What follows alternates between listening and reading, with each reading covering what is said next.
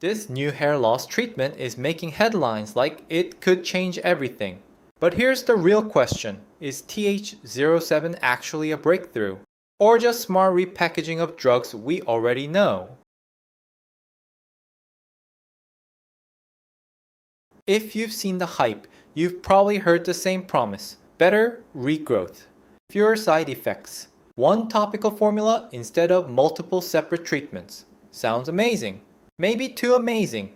Today, I want to break down what TH-07 actually is, why people are excited about it, what the early data really shows, where I think the caution signs are, because this is one of those treatments that sounds very impressive at first glance. But the details matter a lot.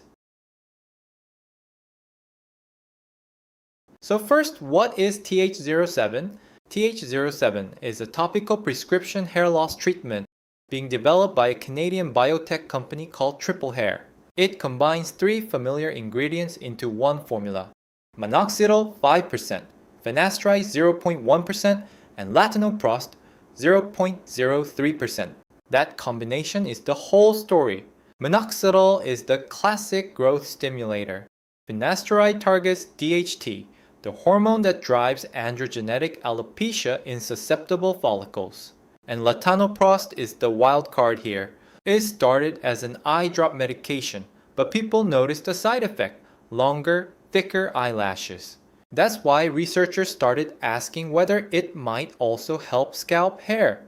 So no, TH-07 is not a completely new molecule. It's a combination therapy, and that distinction is important.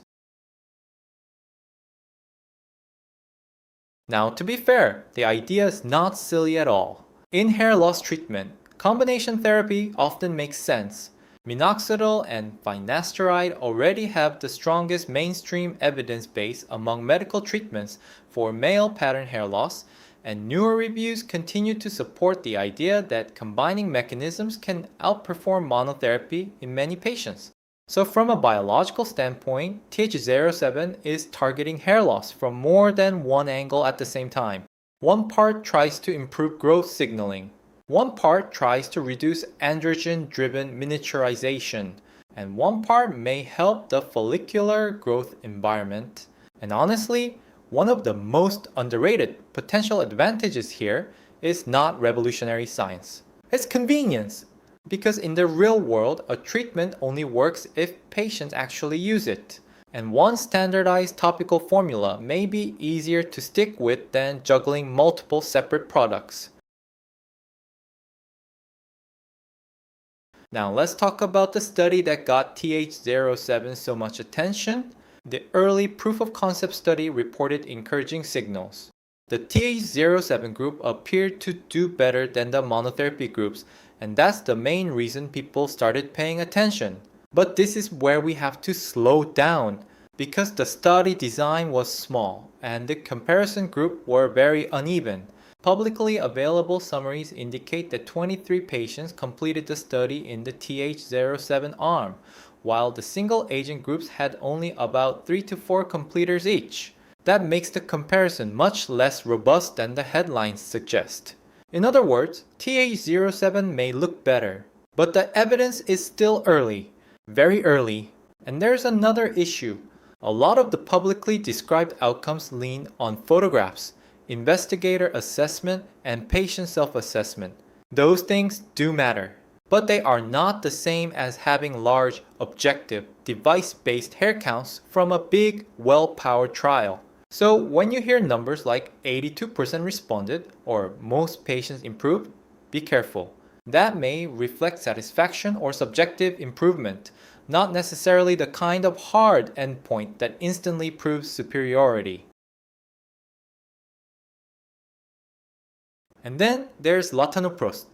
This is probably the most interesting part of TH-07, but also the least proven part for scalp hair. There is real scientific curiosity here, but the scalp data is still limited, and one of the commonly cited human studies was a small randomized pilot study from 2012. That is not the same as having broad, mature clinical evidence. So I would not frame Latanoprost as the secret cure. I would frame it as an intriguing add-on that still needs stronger validation. So where are we today? As of April 2026, TH-07 has entered Phase 3 clinical testing in Canada, and Triple Hair announced first patient dosing. The listed Phase 3 study is designed as a 24-week randomized, double-blind, placebo-controlled multi-center trial enrolling about 420 men. That is a much more meaningful stage than the earlier pilot data. That's the good news. The not so good news is that Phase 3 starting does not mean the treatment is already proven.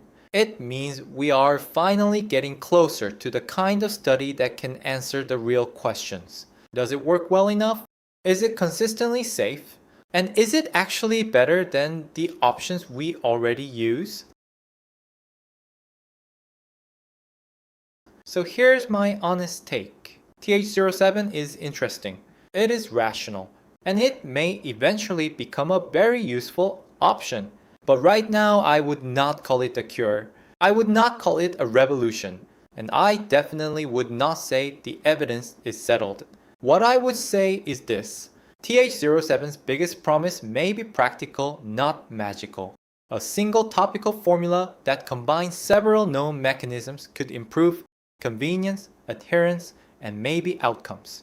But until the larger trial reads out, that remains a promise, not a conclusion. So yes, watch TH-07 closely. Just don't let the headlines do the thinking for you. I'm Dr. Ko, and if you want real evidence-based answers on hair loss, make sure you subscribe.